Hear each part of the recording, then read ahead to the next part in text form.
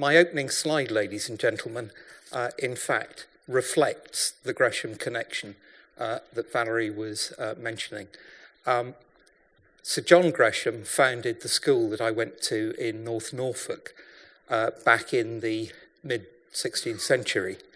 And he had Sir Thomas Gresham, or Thomas Gresham as he was then, as an apprentice. And Sir Thomas said that he learnt most of what he needed to know from his uncle. Now, his uncle, in fact, was a loan shark, in effect. He would call himself a merchant adventurer. He did work for Wolsey and Cromwell, and had quite a lot to do with valuing the various monasteries in North Norfolk. 50 years after leaving Gresham School, I find myself in his nephew's college addressing you, and there is a degree of serendipity to that. When I left Gresham's, I didn't go straight to university.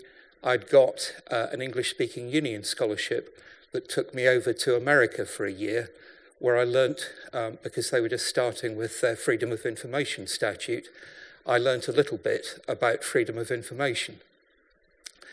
And I decided when I came back that I didn't want to go straight into academic study. So I was an apprentice journalist for 4 years before actually starting any academic study. And it's probably what I learnt during that period as a journalist that has indelibly coloured the rest of my academic life in being interested in celebrities and what people don't necessarily want the public to know. I tend to fall on the media side rather than the complete privacy side. A demonstration of that probably comes out of this next slide. The newspaper that I trained on, the Eastern Daily Press, was a noble paper at the time. It has gone downhill a bit since. And part of my job as the most junior reporter at King's Lynn was to watch what was going on in terms of the royal comings and goings at Sandringham. And there was one memorable New Year's Eve when I was doorstepping outside the gates of Sandringham as the sole journalist. Everyone else had gone. It was snowing. There were no mobile phones in those days. There was a telephone box about half a mile away. And at about 9 o'clock, I'd been waiting to see, there had been a background story about Prince Charles driving a car or a Land Rover off the estate onto a public road. And I was sort of waiting around to see whether there'd be anything like that happening. And a car drew up next to me. In fact, it was Princess Margaret who proffered a flask of whiskey, said, take a nip of this, and I wouldn't wait around in the snow anymore because no one's going to come out. I'm the last person going in there.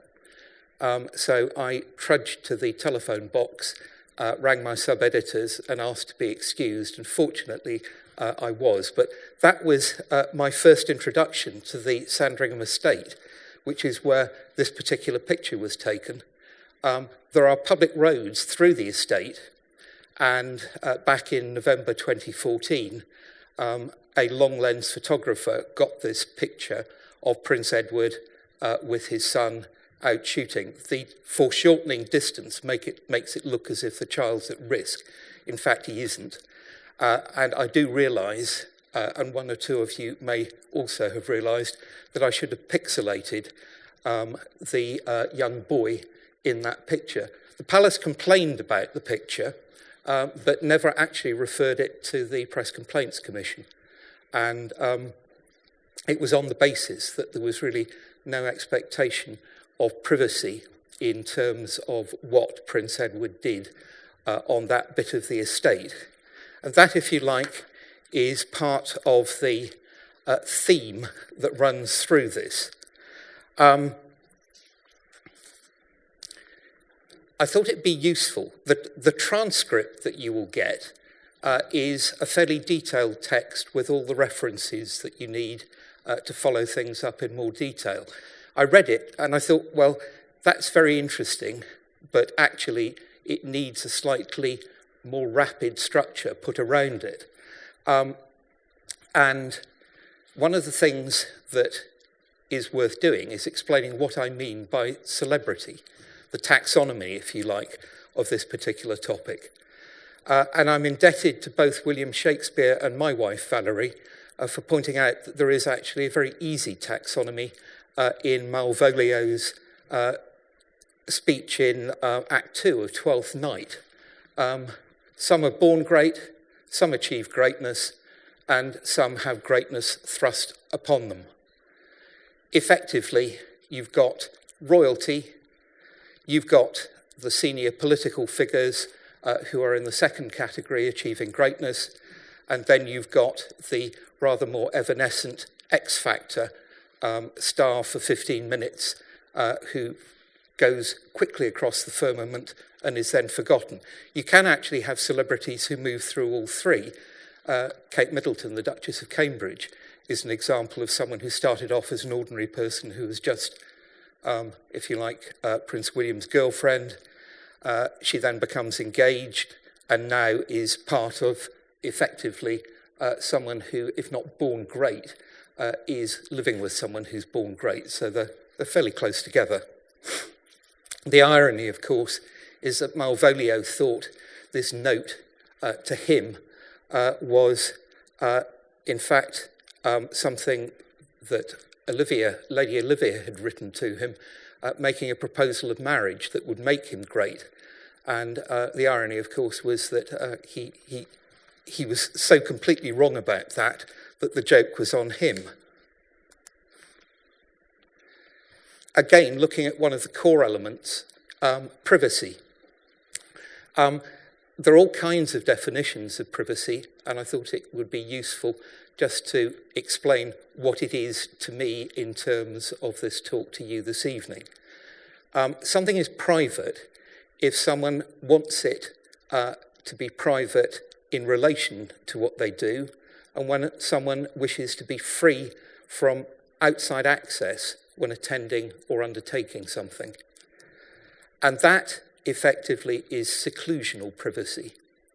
Informational privacy, which is closer to what we're going to look at this evening, relates to information that is private, that the individual doesn't want people to know about.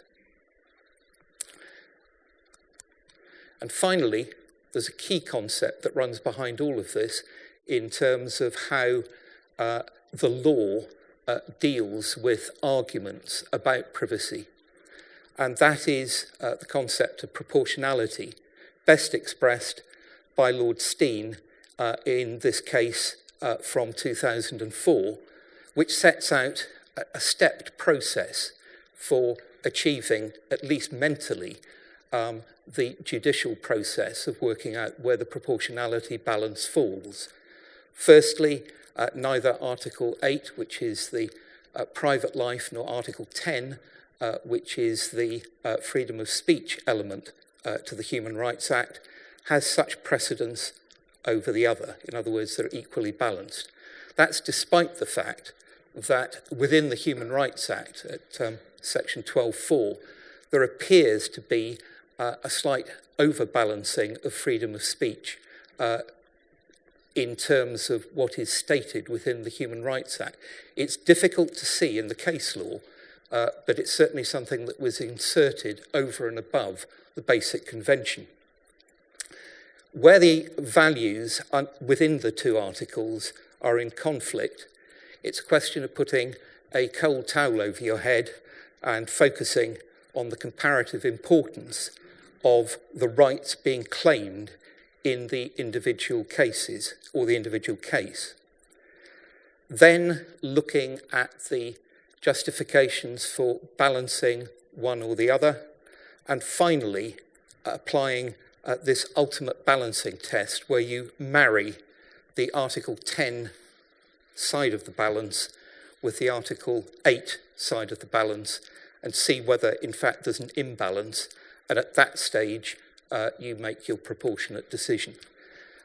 In reality, as you will all realise, this is a great formula to cover results. It shows that there has been judicial thinking behind whatever the result is. But if we all did individual proportionality exercises on any particular example, we'd probably all arrive at slightly different results. What it does allow is for those looking in from the outside to see the working of the judicial reasoning.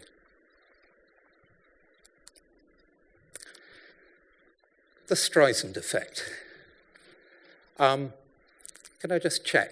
Hands up, all of you who've heard of the Streisand effect. There's a smattering of knowledge out there.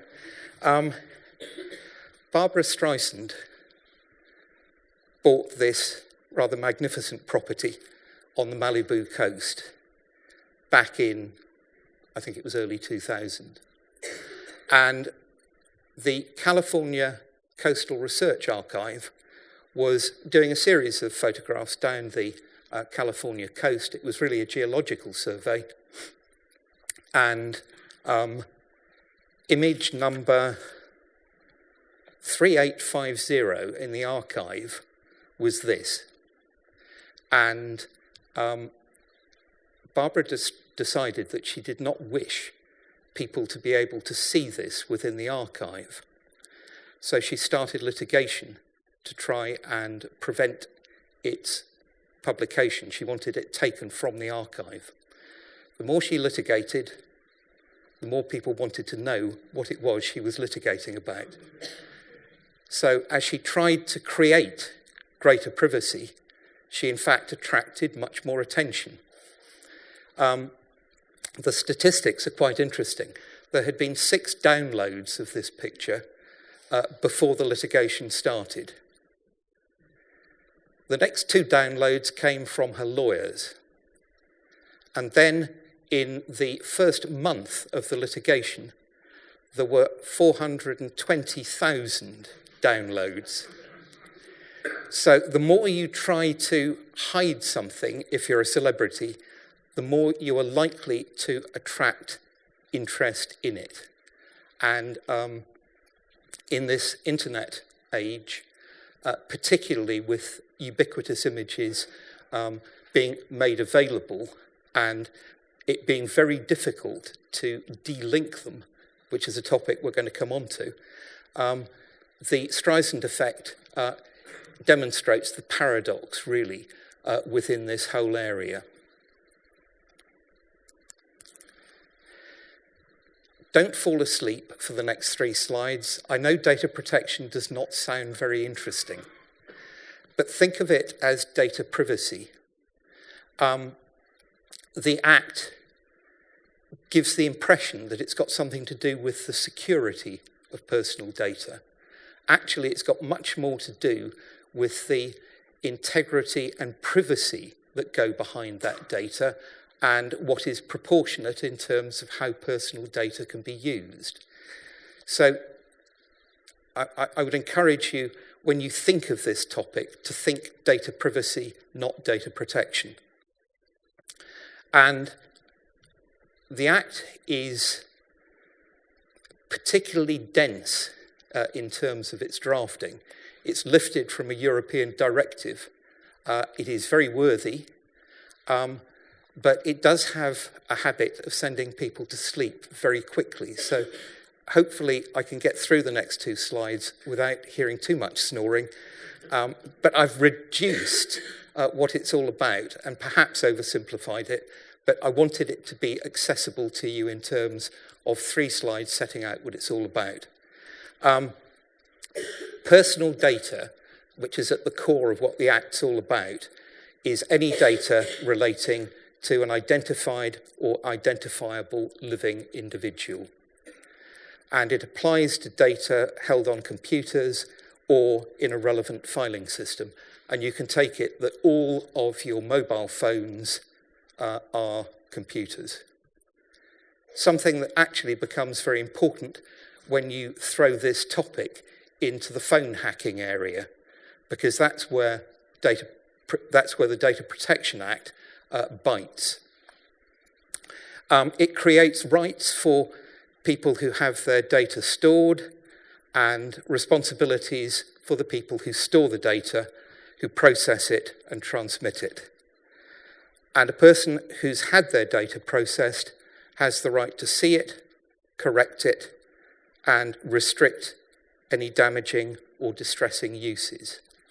So there are ways of controlling what happens to your data, but you need to know what is happening.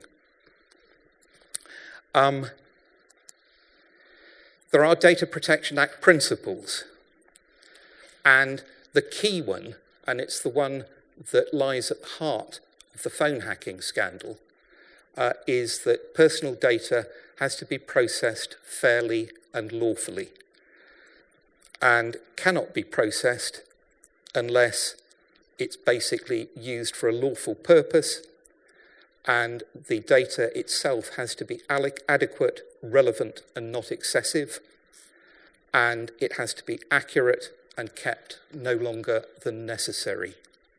There are other principles, but those are the key ones, and it gives you a flavour of what the law seeks to do.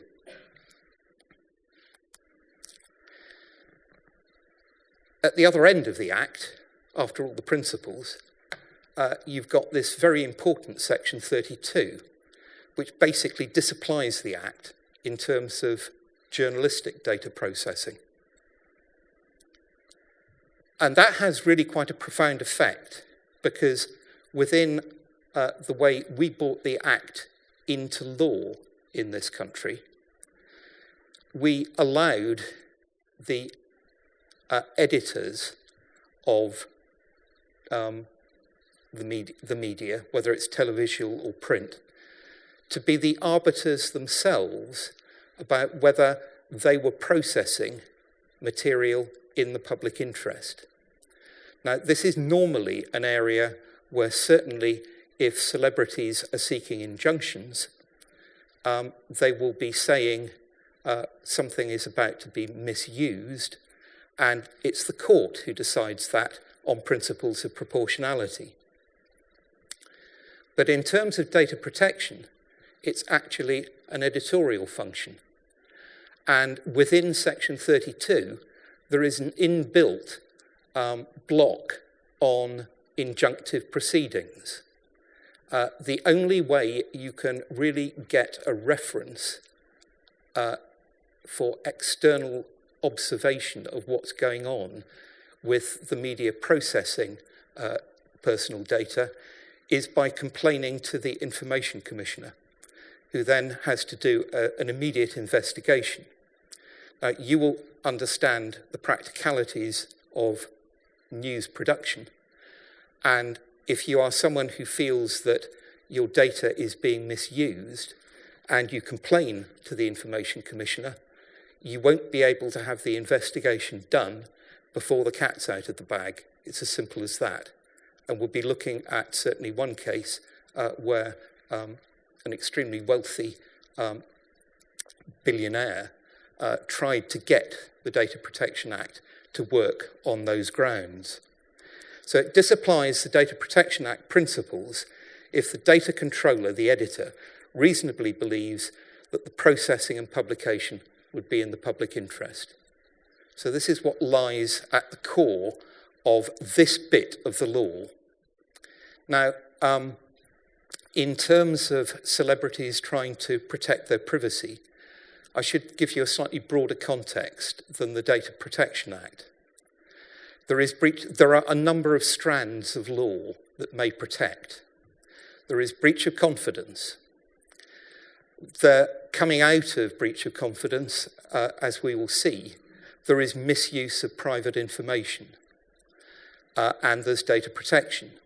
And in any claim against publishers, these three elements are normally rolled together. So you plead all three. You may even plead protection from harassment, which is another potentially civil and criminal remedy that can be used. So you can have a number of strands within an attempt to protect privacy through the legal process, and sometimes one will prevail.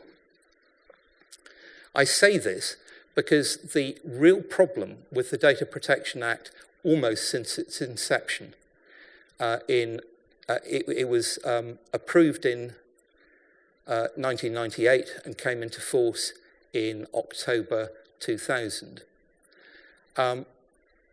It contained an important, slightly deficient section, Section 13, in relation to damages. And because of the way Section 13 was drafted, the damages meant that an individual had to show, to get damages, had to show not only that they were distressed by the misuse of personal data, but they'd suffered pecuniary loss. So you had to show that you had actually lost some money as a result of this. Because data protection was often the poor relative of rather more spectacular allegations of breach of confidence or misuse of of personal information, then when the judges, when the court got to quantification of data protection damages, they were coming in really at a derisory level. Data protection was very much the poor relative of the, if you like, the weapons in a celebrity's armoury. This is first evident in, I'm sorry about the quality of some of these photographs. If you're scraping stuff off the web, you do get some rather grainy results. Barbra Streisand's house was fairly spectacularly clear.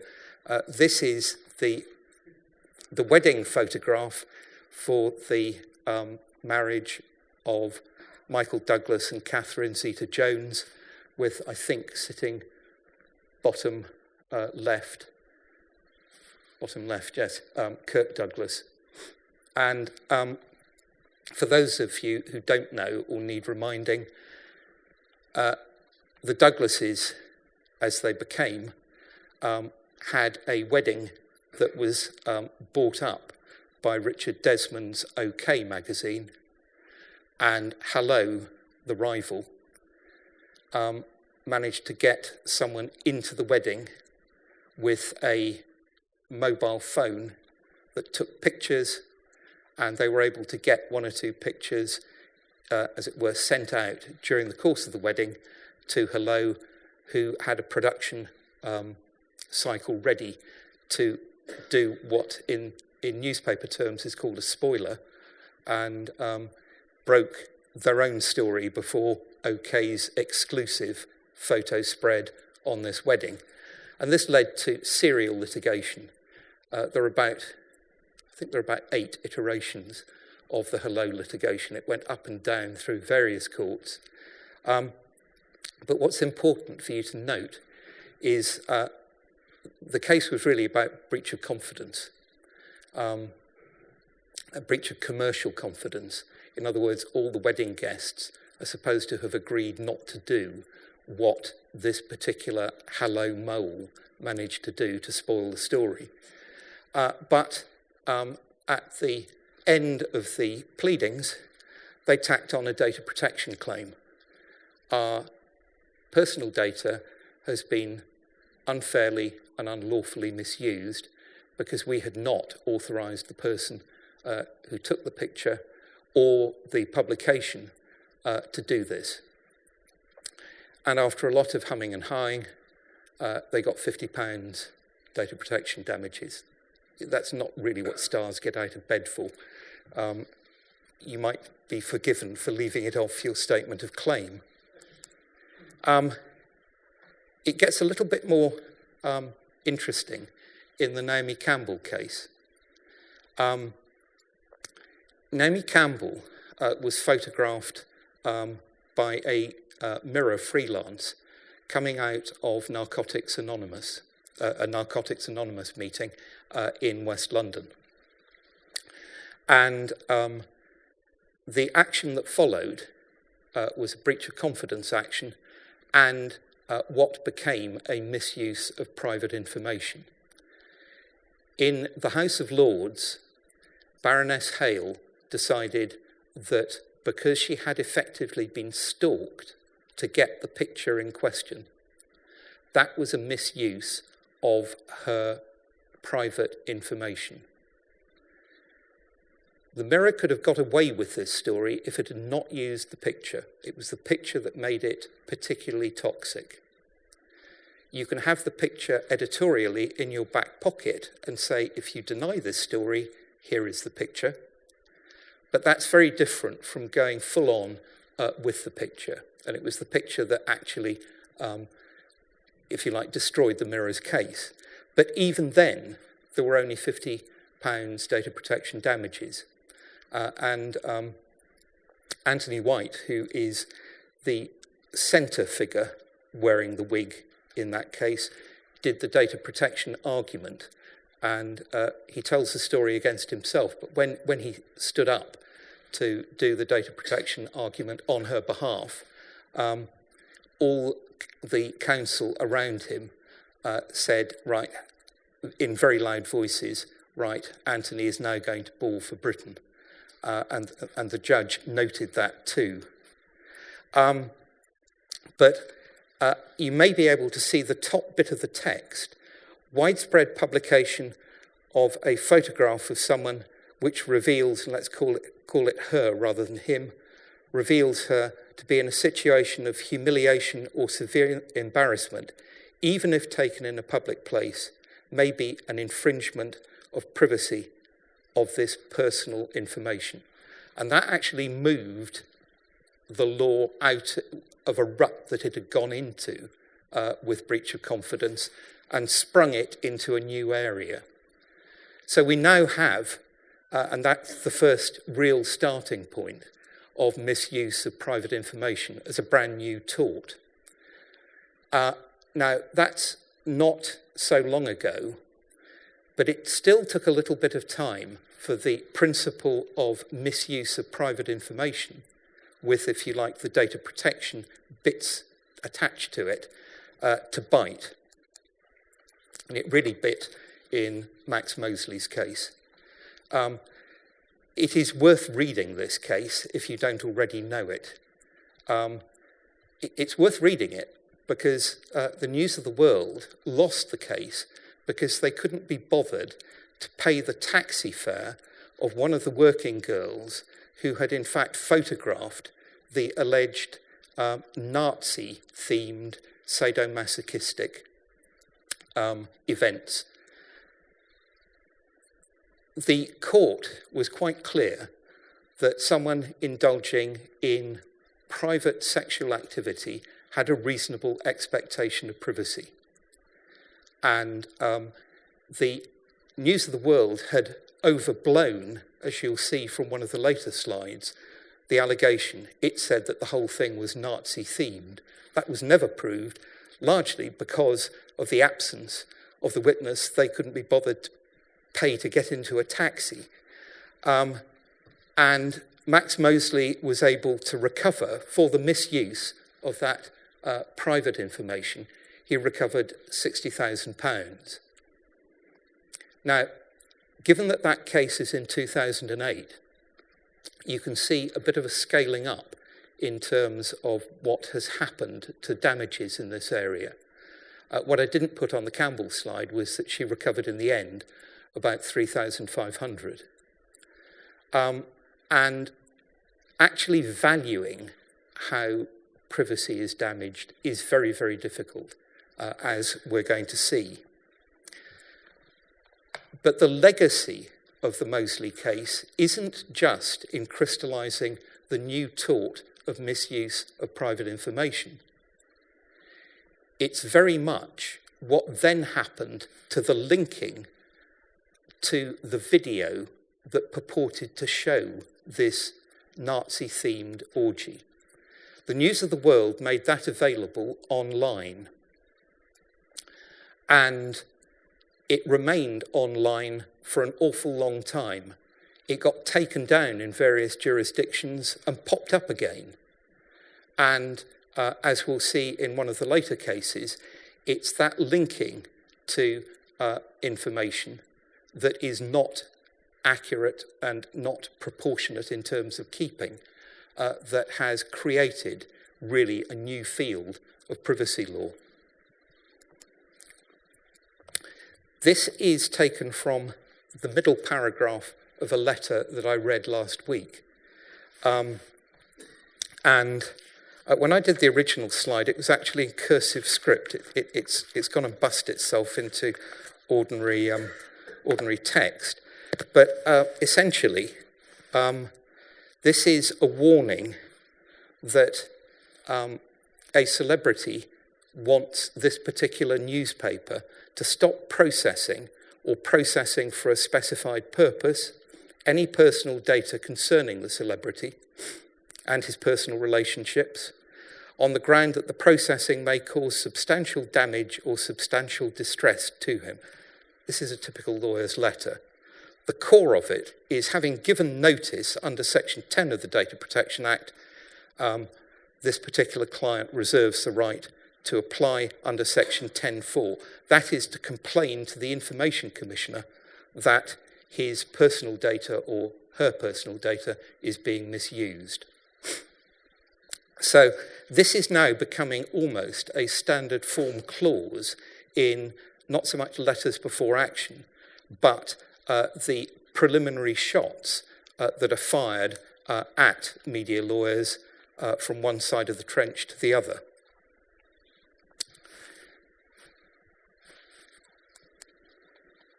In 2014, we had what I will term the data protection trio of cases. You'll see from the slides that follow that actually in 2015 we then have the privacy quartet, but this is the data protection trio to start off with.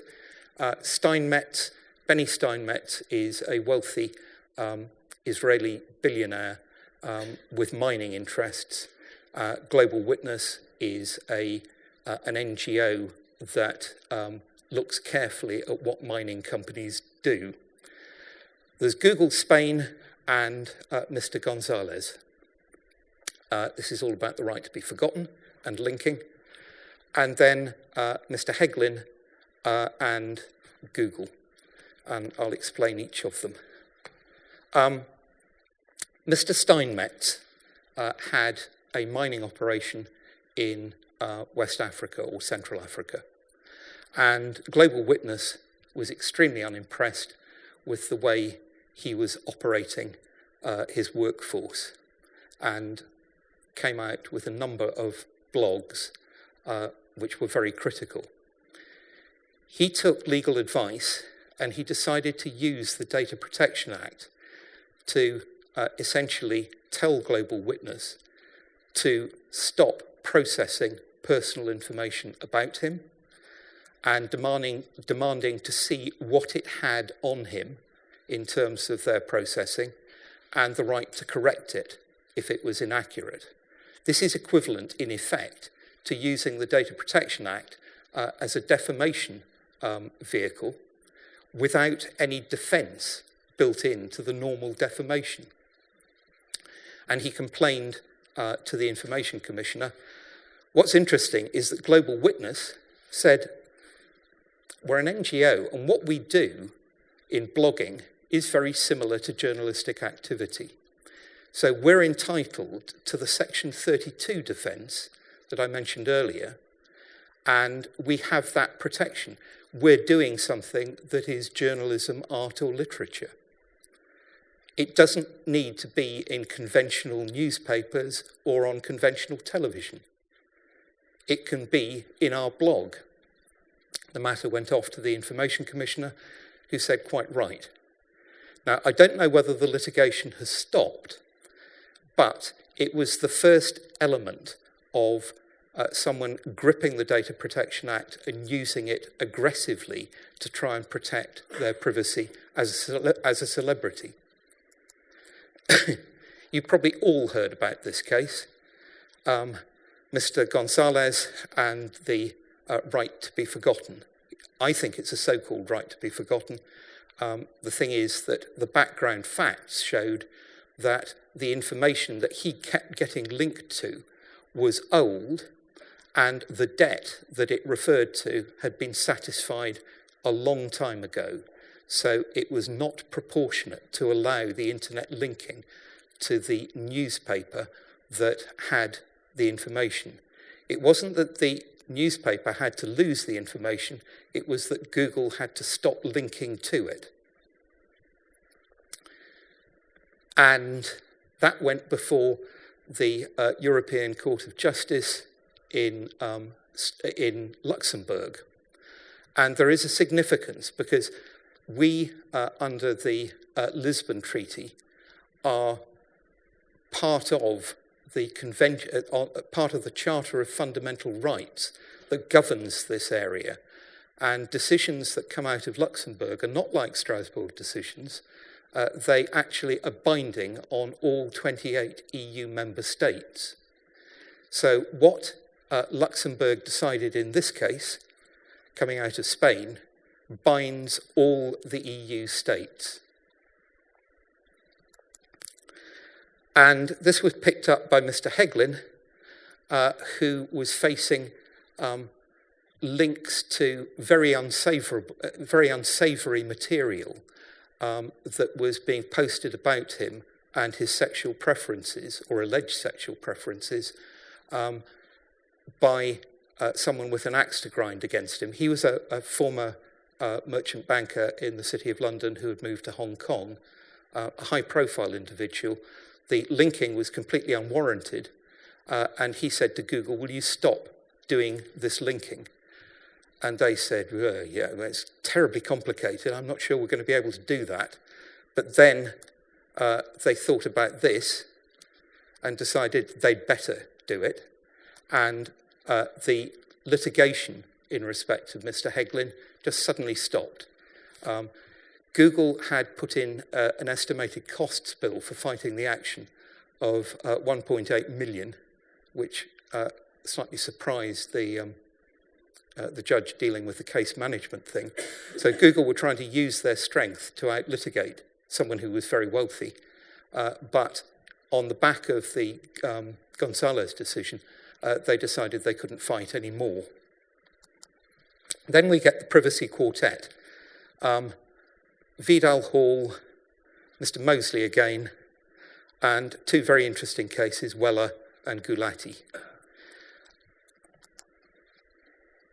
Judith Vidal Hall, who's the, I think with her son or her grandson in that picture, she and three other test claimants had been using the Safari browser on their Apple Macs, and what they didn't know was that there was an embedded cookie that monitored exactly what they were doing and could target advertising towards them. In other words, there was quite a severe surveillance breach of their privacy. And they took action in this country. The first big win came when the High Court decided that Google could be brought into the jurisdiction for this particular litigation. Google said, "Oh, it's all about misuse of private information. That's not a tort." And the court said, "Rubbish, it is." And the Court of Appeal affirmed that bit. The second bit, as you will see on one of the later slides, is that it also decided that the whole concept of Section 13 damages within the Data Protection Act was flawed. There had been a bad transposition from the European directive in relation to data protection, and the idea that you could only get damages if you could show pecuniary loss was disapproved at first instance, and that attitude was affirmed by the Court of Appeal. And it's that bit that is going to the Supreme Court, the issue of Section 13 damages, because what the court did, and the Court of Appeal agreed, was effectively use the editorial pencil on Section 13 2, which had been validly passed by Parliament. it actually just struck it out and said this is not valid law, despite the fact it had been through the parliamentary process. Mr. Mosley in Google, Mr. Mosley got really fed up with the perpetual linking to this original News of the World story on one side. And you can see from the graph, I hope you can see from the graph anyway, that where it says the unforgiving internet, that shows you the peaking of downloading this particular video over the period between 2008 and 2009. And again, that is one where, having issued his claim, Google settled very largely off the back of the Gonzales case. There was no proportionate or lawful way that there should be linking through to this video. And Paul Weller and associated newspapers. Some of you in the audience will remember, I hope, Style Council. Paul Weller and his family were in California. He was with his new second wife and daughter from his first marriage. His daughter is called Dylan, and they had twins, John Paul and Bowie, who were 10 months old. And they were being followed by a paparazzi photographer who took pictures of them out and about shopping and sent them to Associated Newspapers, who used the pictures of the children with their parents. And he took action on the basis that the pictures had been taken unlawfully because he was being harassed, and they were sensitive personal data in relation to the children. And he won. The 10-year-old Dylan got £10,000, and the two 10-month-old twins got £5,000 each. And it sort of set a hair running in terms of the protection of images of children. What the Court of Appeal failed to do, and it had a chance, but it just missed it, was to define what a child is, because that, from my point of view, would be very useful. Is it a criminal type definition, or is it a more general definition? They just ducked the issue completely. It was never argued before them. But again, that steps into an area of protecting the sensitive personal data of children. There had been an earlier case involving J.K. Rowling's son, David, and this affirmed it. And then we have this, again, it's a case, I've referenced it in the background material. It is well worth reading if you've got about a week to do it, because Miss Justice Mann's decision runs to about 450 paragraphs, and it's meticulous. He wrote the decision after hearing 15 days of evidence, and it's evidence about how the Mirror misused unlawfully obtained information. And these representative celebrities took action against Mirror Group. Some of them I knew. I didn't know who Lucy Taggart was. She is second left at the top. I didn't know who Robert Ashworth was. He's wearing the leather jacket. He's a television producer. You probably recognise Paul Gascoigne. I've tried to use a moderately flattering picture of him. He doesn't always appear that way. And Sadie Frost is bottom left. Now, look at what they got. This is because their information, their personal information, was misused unlawfully. Of those 8 representative claimants, they wanted what is in the centre column, and they got what is in the right-hand column. But got means for Sadie Frost over £250,000. And it means for Robert Ashworth over £200,000. Now, this is in a completely different universe from the £50 that we'd been looking at when I started these slides. It's not a Data Protection Act decision, but the principles within it apply equally now to data protection damages where you don't have necessarily to show pecuniary loss. We're on that sort of cusp of the world changing completely in terms of damages. And taking us into this year, because when I agreed with Valerie that I would do this lecture, I wasn't quite sure how the last two cases, Gulati and Weller, were going to break, but they broke the way I felt they would. We've got items heading towards the Supreme Court, and we've got the very, very imminent data protection regulation coming into force. Google and Vidal Hall is going to the Supreme Court probably in early autumn of this year on the data protection section 13 point and the editing. And that will be a fascinating decision. The next two cases, Weller and Gulati, the newspapers have asked for permission to appeal.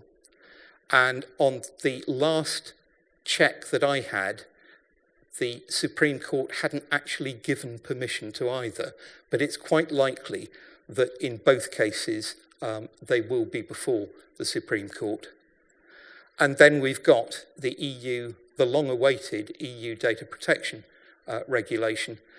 Now, to remind you, the difference between a European directive and a European regulation is when you incorporate domestically a directive, you've got a degree of flexibility, sort of. When you incorporate a regulation, you've actually got to do a letter-by-letter transposition. There is much less wiggle room. And one of the stings to the new regulation that would have been felt by the Murdoch empire if it had been in force, say, 5 years ago, is that there may be up to 4% of worldwide turnover as a potential fine. Now, that's eye-wateringly different from any regime that exists at the moment. I've made the closing comments. It's over to you for questions.